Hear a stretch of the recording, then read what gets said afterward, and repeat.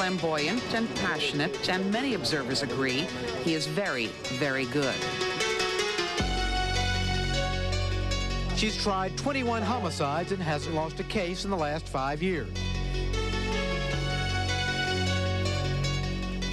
Excellent choice. Excellent choice. Why is that? Because he's one of the finest judges in the state of California. We will be looking for jurors that can be fair and impartial and that are intelligent enough to understand what may be some very complicated evidence. What's wrong with the O.J. coverage is the saturation The paper level. detailed parts of the jury questionnaire. Potential jury members said they've heard about the Simpson case from news reports. Judge Lance Ito stepped up his clash with the media covering the O.J. Simpson case. Stories that turn out not to be true but are peddled and passed on by news organizations as if they were true. The Simpson trial is in a bit of turmoil thanks to this book. Judge Ito sent a clerk to buy copies so both sides could read it. The events of today have convinced me that O.J. Simpson cannot get a fair trial. I'm so saturated by the irresponsibility of the media that I'm beyond being outraged. I mean, I'm almost numb to it at this point.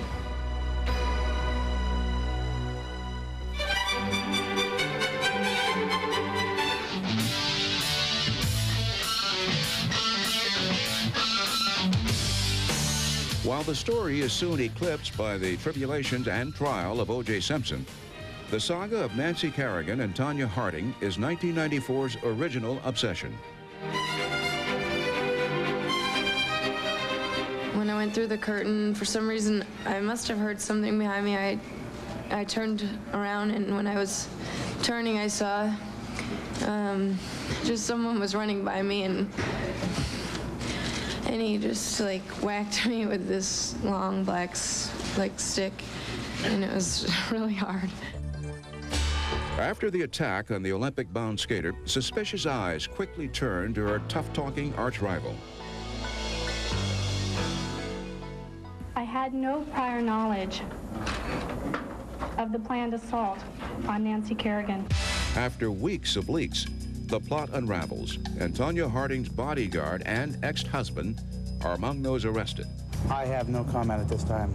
But there's still no proof Harding planned or even knew about the attack, and she maintains her innocence. I've had it up to here, and I'm tired of people trying to discredit me.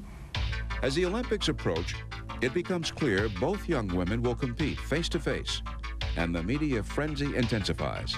That's not an appropriate question, I'm sorry. And that's, I think, personal and between the two of us. I think we're here to talk about Tonya's skating. When the big day arrives, events finally spin out of control for Tonya Harding. A broken skate lace breaks her controlled calm and shatters her Olympic dreams. Nancy Kerrigan, meanwhile, skates brilliantly, earning a silver for the red, white, and blue. But some say she starts showing her real colors afterward, with less than gracious comments about the 16-year-old Ukrainian orphan who won the gold despite a missed landing. I was great. It's a little upsetting that they, don't mark down for mistakes, I think. Then she skips the closing ceremonies and heads to Disney World, where she runs into more trouble for comments caught on camera.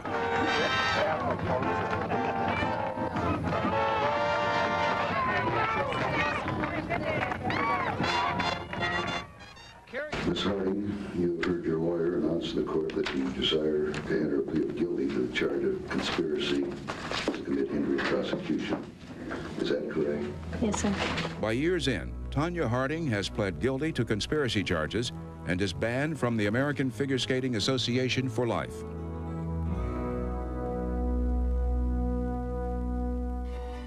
Nancy Kerrigan, meanwhile, is raking in millions of dollars in product endorsements and trying to skate clear of controversy.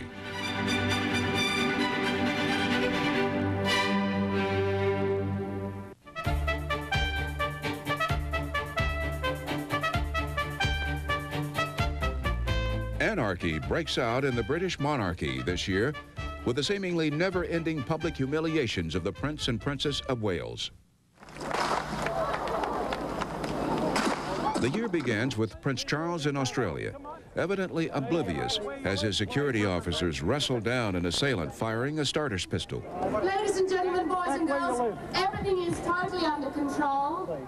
The princess seen here being jostled by photographers. Meanwhile, his estranged wife, Diana, is fending off her own assailants, wielding cameras.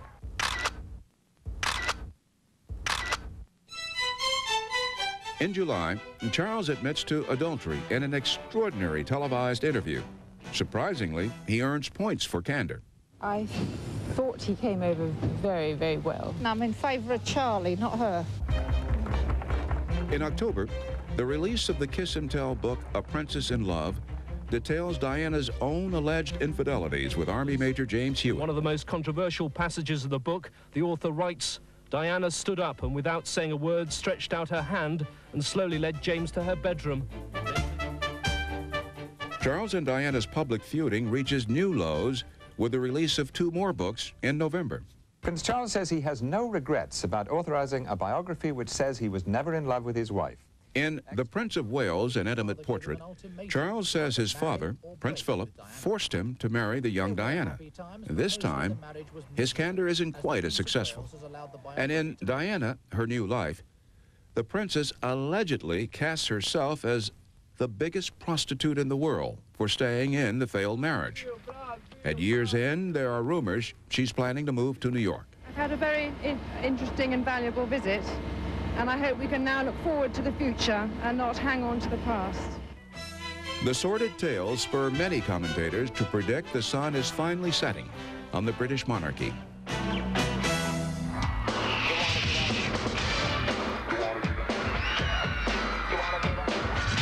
The King of Pop was also the focus of international attention, but it turned out the obsession was his.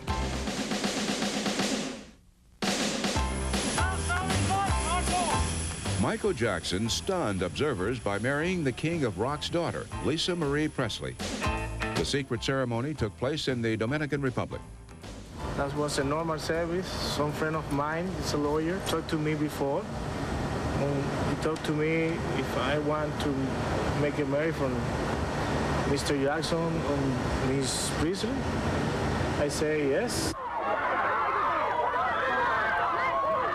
The pair honeymooned in Hungary. They then celebrated their mega merger in the glitz of Manhattan's Trump Tower.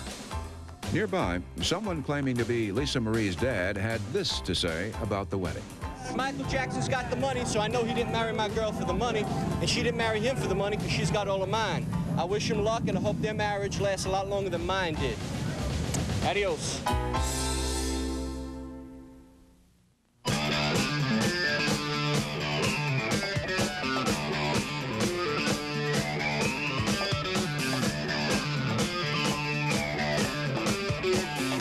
When billions of dollars worth of mission-critical computing is threatened, who do people call?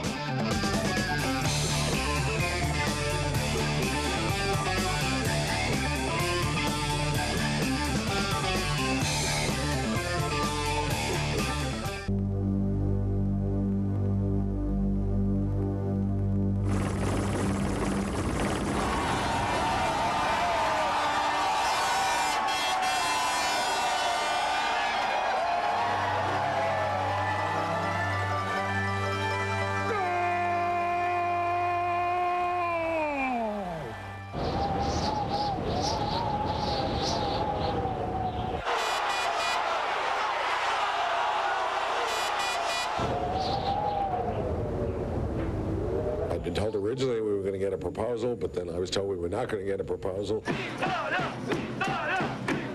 We waited 18 months for a proposal from them. It's becoming clear that this is simply about money. They would rather the players got paid less. We're bargaining over dollars, and I make no bones about that, and I don't apologize for it. It appears that both parties are determined to let the strike proceed. I can't support a union that makes $1 million a player going on strike. Come on, give me a break.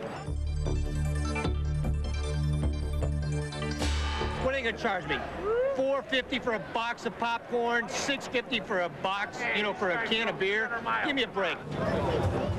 I know. No strike, come on, let's just play baseball. It's America's pastime. Barry Bonds gets $7 million a year and he's complaining. No strike! No strike! No strike! I don't even get $100.